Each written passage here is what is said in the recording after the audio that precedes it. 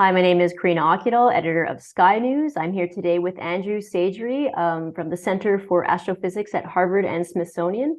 So we're interviewing Andrew today to talk about the Milky Way survey, a big deal in the astronomy field. But first, Andrew, maybe you can start by just telling us a bit about yourself in a nutshell. So please go ahead.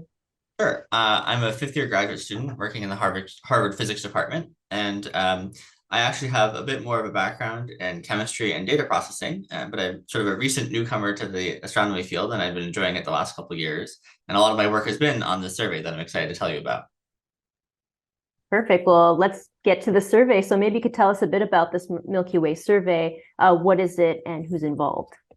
Yeah, so it's called the Dark Energy Camera Plane Survey, in part because it was taken with the Dark Energy Camera, which is mounted on a telescope in Chile, and it involved several astronomers here at the CFA and at Space Telescope, most of whom were actually graduate students at the CFA when they were working on the survey, and it just continued as they moved out and moved on to future jobs. And this is actually the second data release. So this release is called the data release 2, and it builds upon the first data release. But the basic idea of the survey is to image a large swath of the southern galactic plane. It's about 6.5% of the sky that hadn't been covered to deep imaging with digital cameras. And this has allowed us to see a much higher source density of stars. And try to pick them out and identify where those stars are and how bright they are in different wavelengths. And so we tried to create a catalog that at the end of the day created and contained about 3.3 billion sources. And we're excited to use that data moving forward for lots of projects. So the billions of sources make it sound that this is a big deal, but I know it's a big deal for a number of reasons. Maybe you can explain to viewers why exactly they should care. Yeah.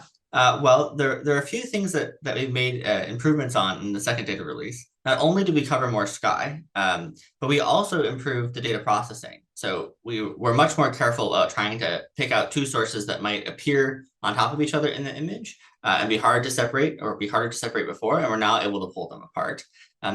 The sources that appear on top of gas and dust, for example, we worked really hard to try to make sure that the emission from the dust and gas didn't bias the measurements of how bright those stars are. So actually, not only did we have a larger data set, but we've improved the data set.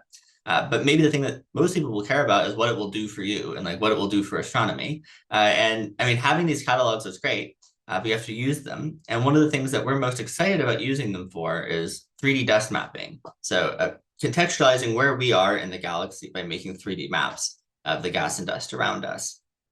And we do that by looking at how the star colors are changing in the presence of the dust that's floating between the stars and between us and the stars that we're looking at. So that dust makes those stars appear slightly dimmer and slightly redder, actually. It preferentially absorbs the blue light. And from that, we can try to infer where all the dust is and build these maps to figure out where we are and what's around us. So do you plan to do another survey after this one? I know you've done already one. This is the second one. Will you expand the research, or is this really it and it's been capped? This is the end of observations for the Dark Energy Camera Plane Survey. So we'll certainly be using the data moving forward to improve these 3D maps.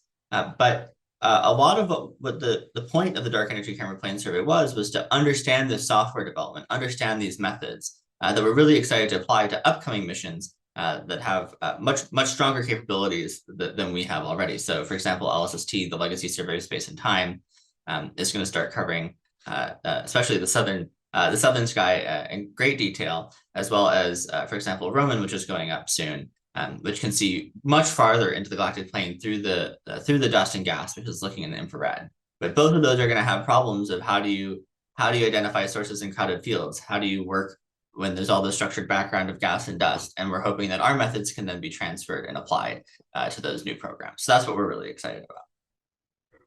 Very good. Well, I guess my last question then will be, do you have any parting words or food for thought for the viewers that are watching this interview? Yeah, I think one of the next interesting frontiers is now not only trying to figure out where that dust is between the stars using these stellar catalogs, but also now trying to measure the spectra, the exact number of counts you get versus wavelength, and identify chemical features that tell you something about the chemical variations of dust in the Milky Way. And that's one of the things that I'm excited about working on. But I think that one thing I want to leave people with is that a lot of people think that astronomy image analysis is sort of a solved problem, that we just sort of know how to take images of the sky and analyze them. But actually it's not. There's a lot of information in these images and we're not getting all of it. And really careful coding and data processing and statistics, I think, is also a really interesting frontier that I'm excited about, and I hope to get more people excited about. Great. Well, thanks so much for taking the time to do this interview, Andrew. And we hope to connect with you again soon. Thank you so much.